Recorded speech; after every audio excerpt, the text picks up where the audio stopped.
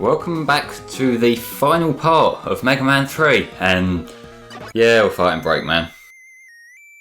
This is such a uninteresting way to start a part, I'm well aware of that, but fuck it. Just gotta shoot the bastard once more, because we totally haven't done this several times before. I think that as Breakman, he has fewer weaknesses. I think when he's Proto Man, he's weak to Shadow Blade, Magnet Missile and Hard Knuckle. At least according to the reference I use, I obviously just send to Mega Buster him all the time. But now as Breakman, he's only weak to the Mega Buster. But that was a really interesting fight, totally worth my time going to that level.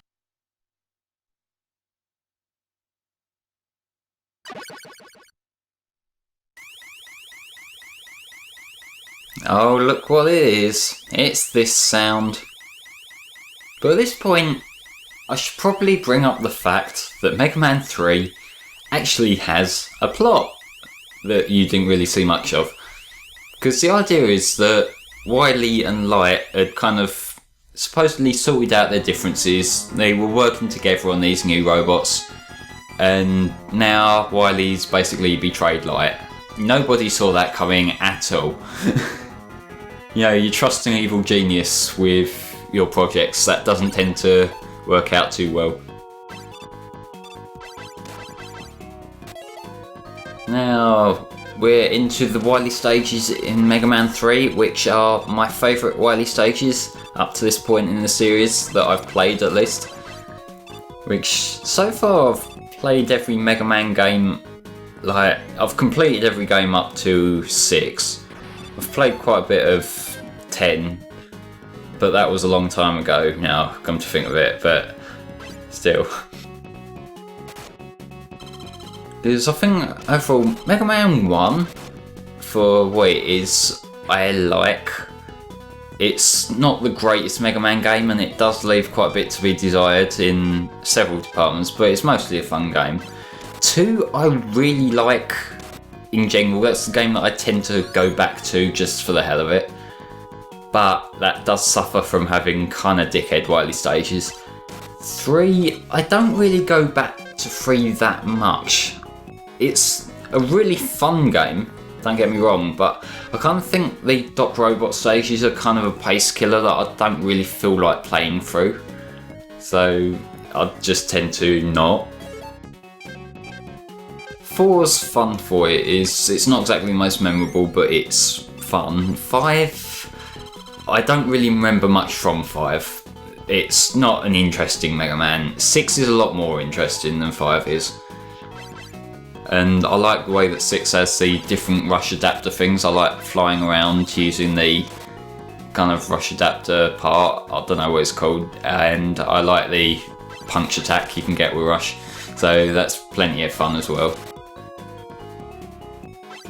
What I've played of 7, I've never beaten 7 or had the will to up to this moment in time, but I will eventually once I stop procrastinating it.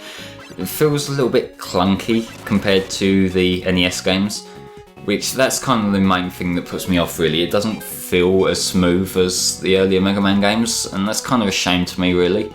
I might get used to it and I'll put a bit more time into it, but that's just kind of my impressions, early impressions. But yeah, back to Wily Wars. Now, I'm trying to sneak past this guy without getting hit, and it just didn't want to happen. So I better use this disappearing reappearing block puzzle to restore my health and hopefully not fall into spikes. Because the pattern here, I was expecting one to come directly under the thing where Mega Man's standing there, but now you have to get that one that I jumped onto, because otherwise you do land in the spike pit.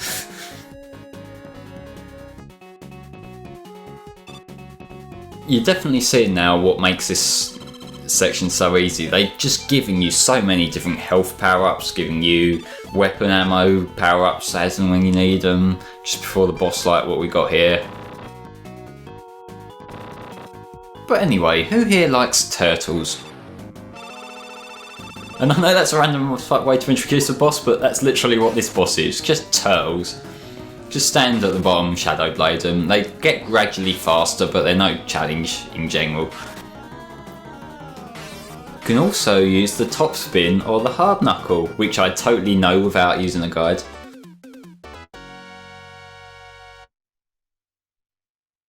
Just thought, keep the guide here so I can talk through weaknesses in a bit more detail than I had been.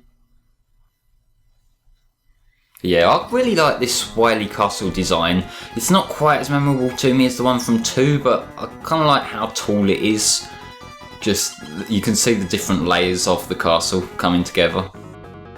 And obviously the skull motif, which Wily uses a lot. I am going out of my way to get the extra life, even though I don't need another life. This is kind of my natural instinct when I'm playing games. Even if I don't need the thing, I kind of do want to pick it up. And I realise how much time that wastes.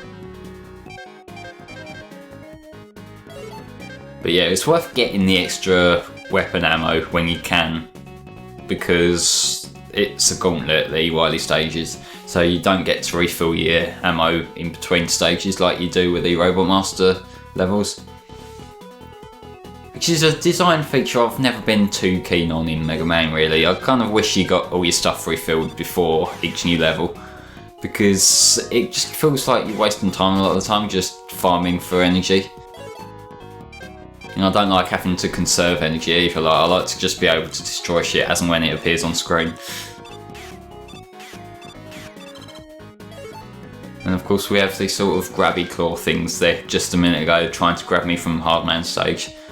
And that's clearly the B enemy from Hardman stage.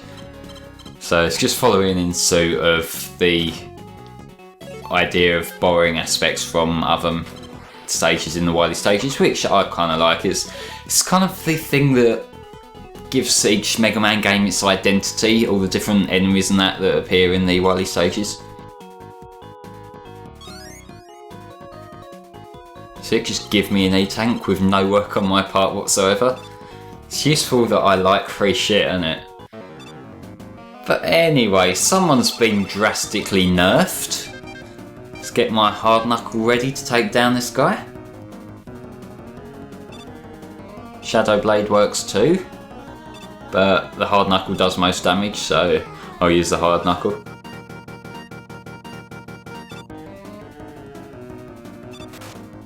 But this time the Yellow Devil is so much easier here because, as well as the whole like having E-tanks thing, he also, I don't think he hurts you as much. I might be pulling stuff out my arse there, but I don't think he does as much damage. Not actually 100% sure on that one, so don't quote me on that. The only real difficulty here is the slowdown, but that's obviously not a problem in Mega Man 3 itself on the NES.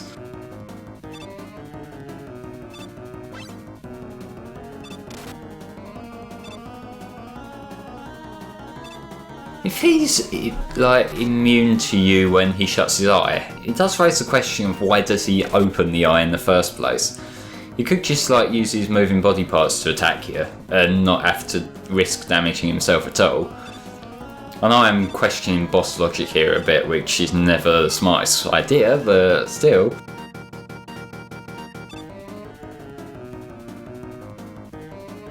Look at them slowly chugging along across the screen.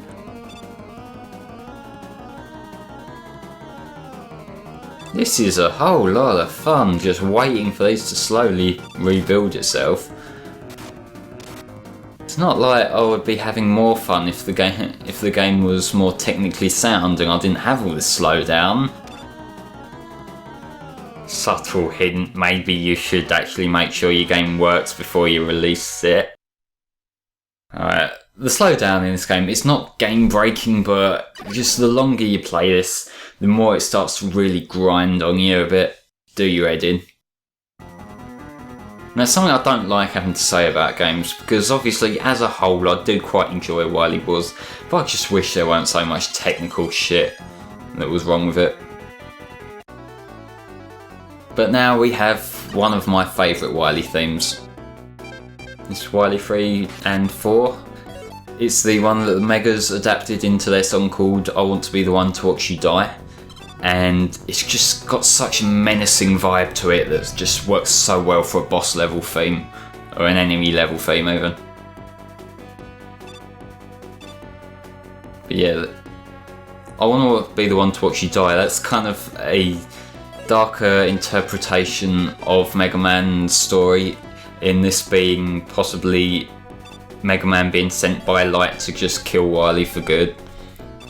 Which obviously goes against the whole first rule of robotics and that. But I think that's kind of the idea that they were toying with when they were writing the lyrics for that. That maybe Light would eventually just snap and think, fuck it, kill him. And I actually really like the darker tone to it. I think sometimes, especially when it's a series like Mega Man, it can go either way. Because you've obviously got Mega's interpretation, which is a fan-made thing, that it's really grimdark at times. But you've also contrasted that to the likes of Mega Man Powered Up on the PSP, which is proper bright, light-hearted, chibi sort of art. And that's something that classic Mega Man is just so flexible to different interpretations. And the other thing that I don't really think I've talked about that much is the Eddie LeBron fan film. Because as absolutely god-awful as his Sonic the Hedgehog fan film was, the Mega Man one, while not being amazing, I did quite enjoy that film. It gives a different interpretation to it, to Mega Man. And it's based primarily on Mega Man 1, but there's also a few little nods to 2 throughout as well.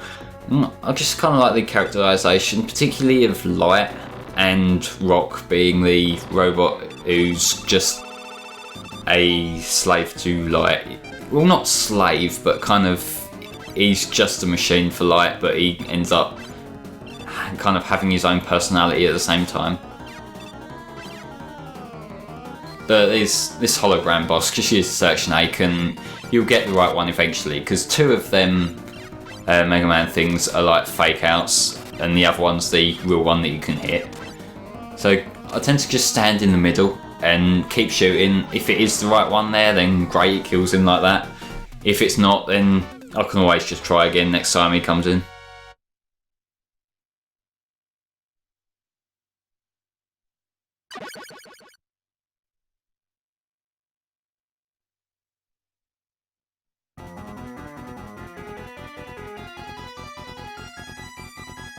On to the next Wily stage, which we're getting quite close to the final boss now. So, not too long left, but they're gonna give us even more free shit right away at the start. Isn't it great getting stuff without having to work for it?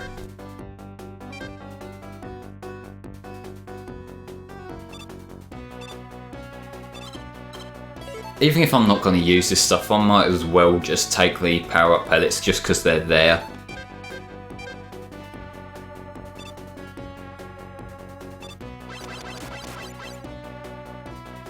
But this section here, we are getting towards the end of a Mega Man game, and if there's one thing that we always expect at the end of a Mega Man game, it's a boss rush, and that is what we're working our way towards here now.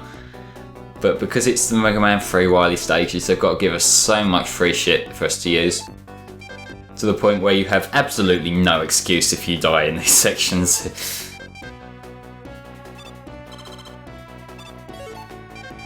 And now it feels like I'm just completely wasting time by doing all this stuff.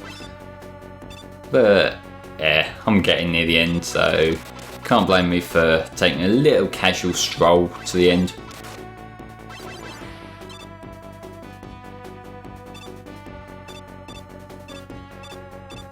All these unnecessary jumps just to like, slow Mega Man down that little bit more.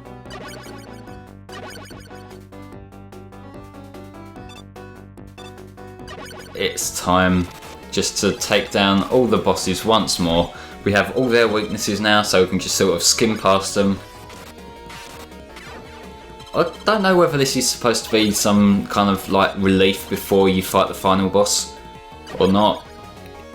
But it's really easy once you've got everyone's weakness, so I'm just taking these all down. Obviously I'm cutting past it just to not waste too much time in the playthrough, but still. Goodbye, Gemini Man.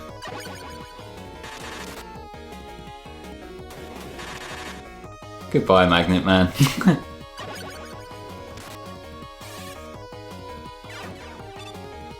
Goodbye, Needle Man. I really don't have much to say for the rematches. But that was that. Whereas in Mega Man 2, we obviously just went straight into the boss. Now, it kind of sets the final boss, or at least like the later Wily bosses, in their own level, which I guess it doesn't really matter either way, but it's just something I noticed. So yeah, we go back to the main screen there. And we see that giant skull, which isn't foreboding at all.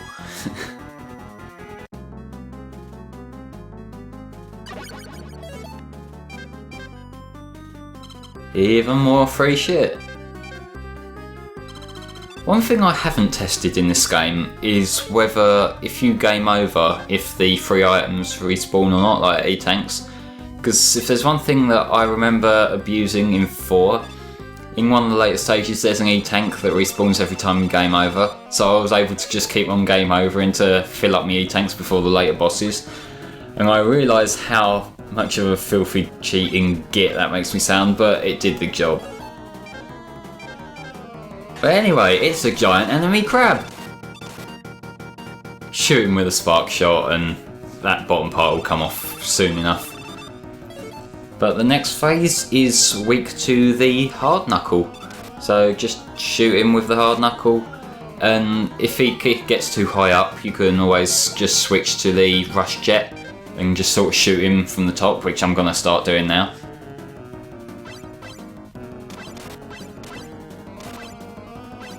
Because the rush jet gives you so much freedom in this game to move up, down, left, right, wherever you need to go. So you might as well make use of it.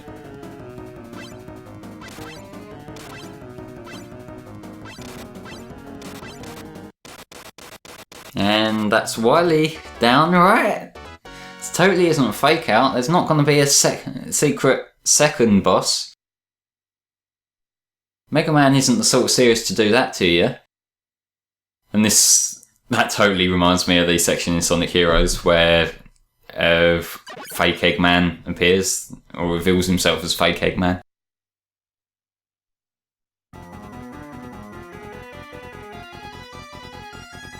One more level.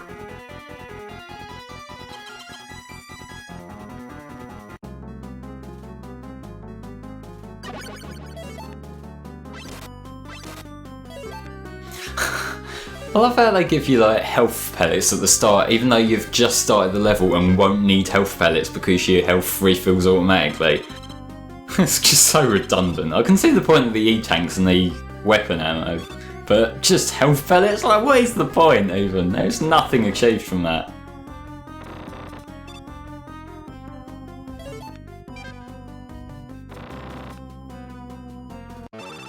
Now, this final boss here is Gamma. Not to be confused with Gamma from Sonic Adventure. But the first phase of Gamma, just shoot him with the Shadow Blade. I know this looks really easy, but that's actually the harder of the two forms, because now, how many hits do you reckon it's going to take to beat the final phase of Gamma? With the top spin, of course, which is one of the clunkier weapons in this game. Rest in peace, Gamma. You were difficult. I can't fucking believe that. Like, one hit kill on the final boss. That is just pathetic, really.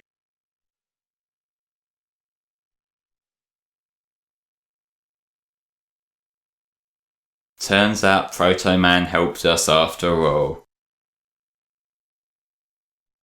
Yeah, that was a story. That was Mega Man. Mega Man 3 even. I'm sure this text will be really interesting if I knew how to read it. But that was Mega Man 3, folks. Thanks for watching. and I shall be back eventually with Wily Tower. For now, I'll leave you with this ending. Bye bye.